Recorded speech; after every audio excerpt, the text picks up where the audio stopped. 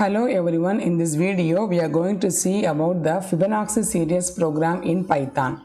Let us see first of all how the series is generated. So initially the values of the first and the second element are 0 and 1, and then we successfully add these numbers in a successive manner. 0 plus 1 is 1, and then 1 plus 1 is 2, then 1 plus 2 is 3, and so on. So here we can get the nth term by adding the n minus 1th term and the n minus 2th second term.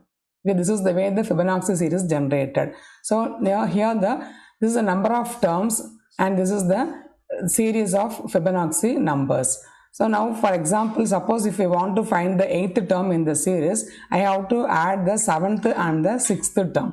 So it is shown in the example over here. Here I wanted to find the 8th element, which is 8th element. So I have to add the 6th and the 7th element. The 6th element is 8 and the 7th element is 13, and 8 plus 13 is 21. So we have got the 8th element. So we have to consecutively add the previous number and the previous but one number in order to find out the current number in the series. So let us see the program how it works to find the Fibonacci series. So now here there is a comment, the first line of the program is a comment Python program to display the Fibonacci sequence. So we have defined a function df, the keyword def, and then recur underscore fibo is the name of the function. Normally we give the file the function name using the, suppose if you want to connect to two different words, we can connect by the underscore. The space should not be given. So it is a single name recur fibo and the parameter is n. N is the number of term we are going to find in the series. If n less than or equal to 1, that means that means n may be 0, then return the value n. That may be. Now else return recur fib of n minus 1 plus recur fibo of n minus 2. So you have to add to find the nth term, you have to add the n minus 1 and the n minus 2 terms. So this is the function. So this function is called recursively. Why? Because the function is called here in itself.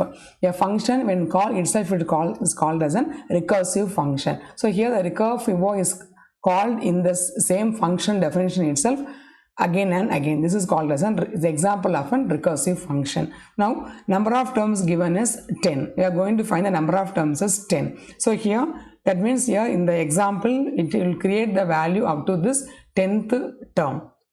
Number of terms is 10 means 0 to 9, which is still the number 34.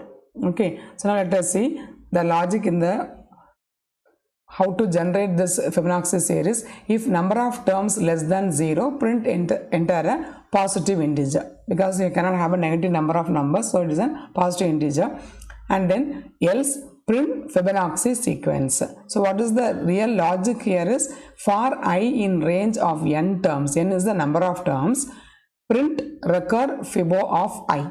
So here this function will call the function recur fibo, and this function in terms call this recur fibo function again and again to find the sequence of the Fibonacci series. So that's all the program logic. Logic is very simple here. It is a recursive function using the recurrent function which is adding the n minus 1 and the n minus 2 successively to print the Fibonacci series. So let us see the output of the program. So now here we have given the number of terms. Here it has generated 1, 2, 3, 4, 5, 6, 7, 8, 9 and 10 terms. So when you give n is equal to 10, it has created the 10 numbers in the Fibonacci sequence. So that's all the program logic. Hope it is easy to follow. Thanks for watching.